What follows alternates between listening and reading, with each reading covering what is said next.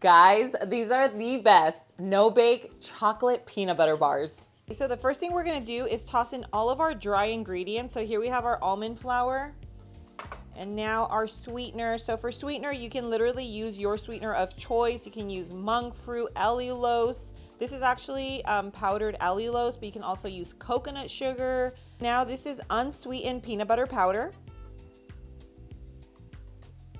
That's just gonna add to the texture because remember, this is no bake. And since these are no bake, we obviously wanna make sure that the texture is perfect before we let it set. And now we can add in our wet ingredients. Okay, so we're gonna start off with our ghee. Now you can use butter, you can use coconut oil. I think maybe even avocado oil would work, but we're using ghee. And now we have our creamy peanut butter. Now, I don't know if you guys know this about peanut butter, but you actually have to be really careful with the ingredients because sometimes they do add cane sugar and hydrogenated oils, which are super, super inflammatory. So always make sure that your peanut butter is literally just peanuts, maybe peanuts and salt. And lastly, we have our vanilla. And now we are just going to mix everything together. I'm gonna use my old-fashioned hand mixer. It's just gonna make life a little easier right now and make sure that everything is completely well incorporated. This is the texture. Remember, this is the bar part of our dessert, and I'm gonna show you the next step. The ultimate goal with our peanut butter layer is for it to be more like a dough versus a batter. So you don't want it to be runny. You definitely want it to be looking like this, okay? Grab your parchment paper and your baking sheet and now just layer the two. What I'm gonna do is use a little bit of just some spray because this kind of helps keep the parchment paper down. It's almost like a little glue, see? Boom. So the first thing we do is just place our dough right into parchment. Now we're just gonna try to form it. So these are gonna turn out like a traditional protein bar, but if you want yours a little thicker, then you would just use a smaller pan, something like an 8x8, and then they'd be, you know, like a thicker consistency.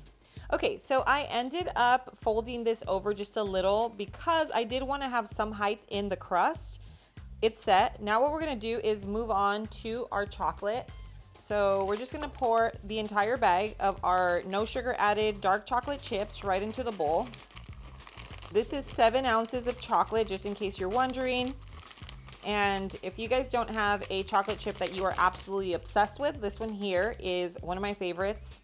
We are going to add a little bit of ghee. If you are using coconut oil, then you would use that just to kind of stay consistent with the recipe. We're just using 1 tablespoon. I think that should be more than enough.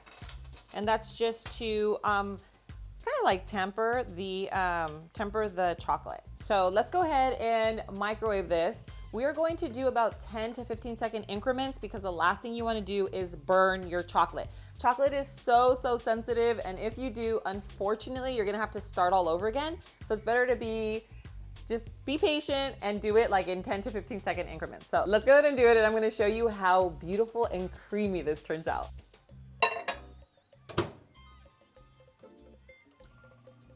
And remember, 10 to 15 second increments.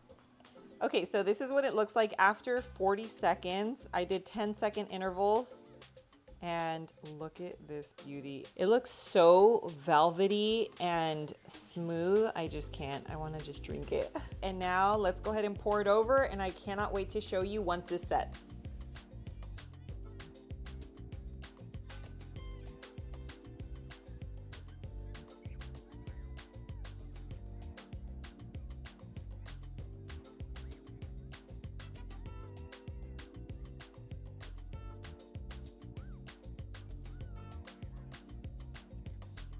Guys, these bars turned out perfect. I actually cut them. I think they're the perfect size. They're not too big, not too small, and I know they're gonna taste absolutely amazing. So let's go in for the taste test. Oh my gosh, the texture. You get the perfect layer of peanut butter, perfect amount of chocolate, and then the little crunch from the peanuts on top.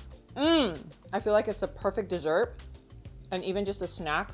Everything just really melts in your mouth. It's super creamy and decadent. If you love chocolate and peanut butter, you have to try this recipe. So I'm gonna leave the recipe in the description below. If you like this video, hit that like button, share this recipe with friends and family that are living a low carb lifestyle or maybe just trying to make some healthier choices in their diet. Thanks again for being here. I love you and I will see you on my next video. Mwah.